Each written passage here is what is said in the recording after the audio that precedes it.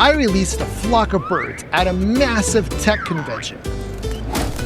I'm sure you've got questions like why, what was I thinking, and most importantly, will this video contain any foul language? Don't worry, it'll be sweet and clean. To explain what happened, you do need some context. I'm a software developer, and I specialize in Flutter. Flutter is this magical toolkit that lets you write one app and run it on anything with a screen: phones, computers, watches.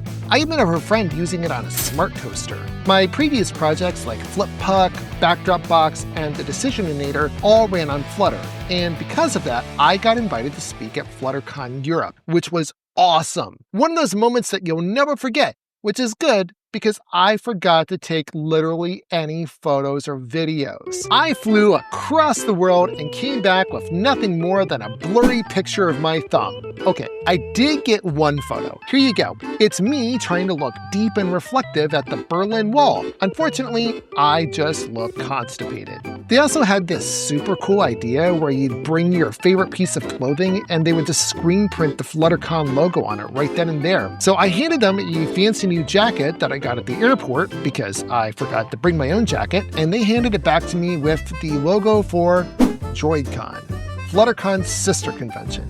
Awesome. So yeah, the footage is a little bit light on this one, and I apologize for that, but there is one other photo I did take, and it's from the Modern Art Museum that I visited after the convention. Yep, that is indeed a light bulb plugged into a lemon. For the final piece of context, Flutter's mascot is a little blue bird named Dash. She's cute, fast, and fun, just like Flutter. And I set off a flock of adorable little dashes in the middle of Fluttercon. But the story doesn't start there. It starts with this.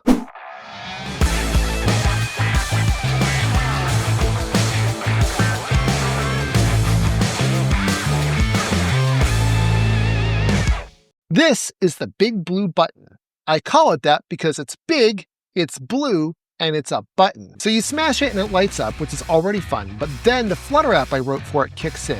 It plays mysterious music. Dash does a little dance, and you get your Flutter fortune.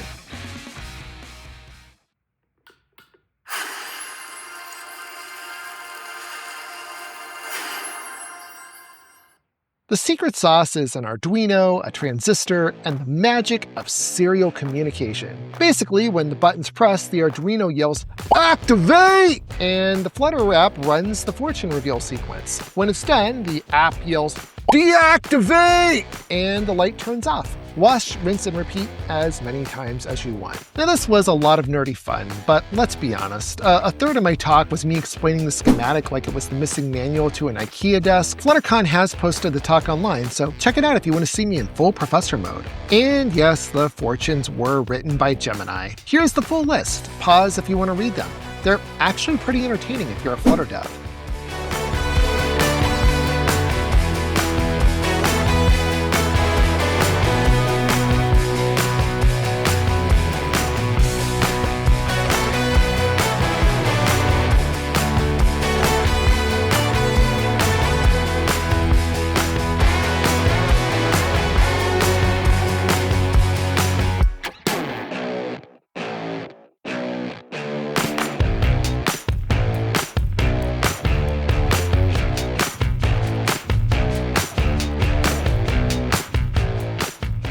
Now, the big blue button is pretty great, but it just has two states, on and off. What about data that isn't binary, like a temperature sensor?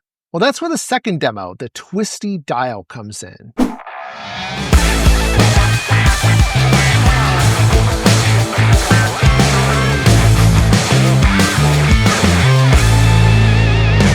This is just a potentiometer that talks to Flutter. I wired it up so the dial makes Dash move up and down on the screen. My dream was to make a knob-controlled Flappy Bird, but time management said no. Of course, my AliExpress potentiometer was sketchier than gas station sushi. The numbers bounced all over the place, so Dash looked less like she was flying and more like she was having a seizure. I solved this by using a moving average filter.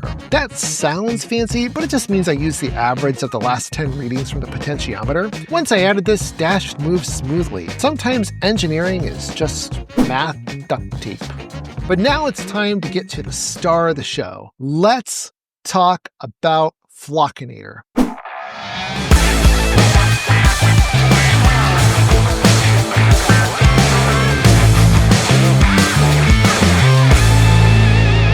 Flutter's biggest problems is these plush dashbirds. They're super, super rare. People want them desperately. It's like trying to get Taylor Swift tickets during the Eras tour. It's straight up chaos. My partner, who's a professional crochet wizard and software developer, made her own dash pattern. She then generously crocheted 12 birds for me.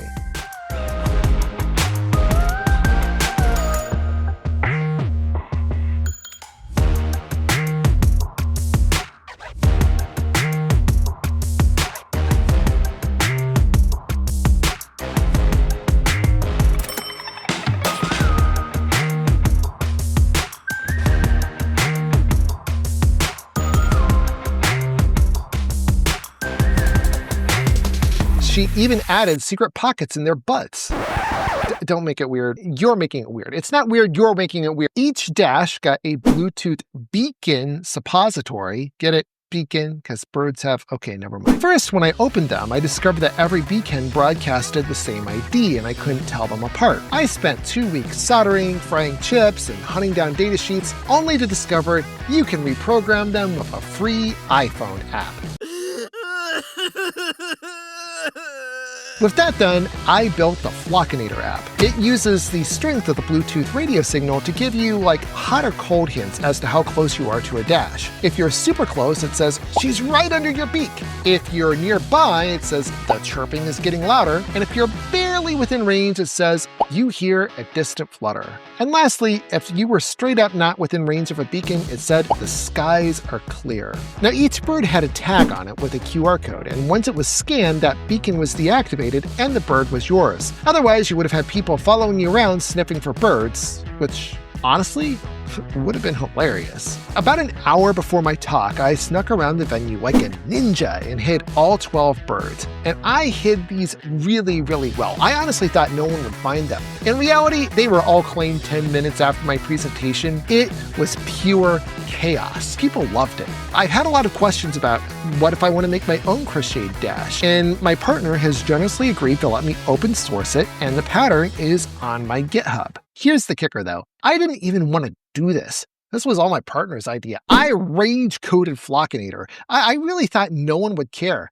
Turns out it's the best thing I've ever come up with. Guess the moral of the story is that I should listen to my wife? Don't tell her I said that. Speaking of which, I need a favor. Please do not subscribe. Seriously, here's the thing. If this channel hits 500 subscribers, I'm gonna lose a bet with my wife, and I'll have to learn how to crochet. So please, just don't subscribe. Give the big red button a break. Don't worry about it for this video. What you can do instead is join the Inator Club. It's my monthly email where I share bonus projects and weird experiments that don't fit on YouTube. Last month, I tore down a Tamagotchi, built a levitation device, and sent a text without using a cell phone network. This month is going to be all about stories from Fluttercon, including the time an Uber driver ditched me in the middle of the woods at 2 a.m. At the end of the day, the best part of Fluttercon wasn't the tech. It was the people. I made great friends, learned a lot, and drank some truly excellent beer. Thanks for watching. And if you're new here, maybe check out my last invention, which was Flip Puck. It's my unholy chimera of air hockey and pinball. I think you'll like it. Like, subscribe. Lots of laughs I promise to provide. The best thing that you ever will decide. Just like, subscribe.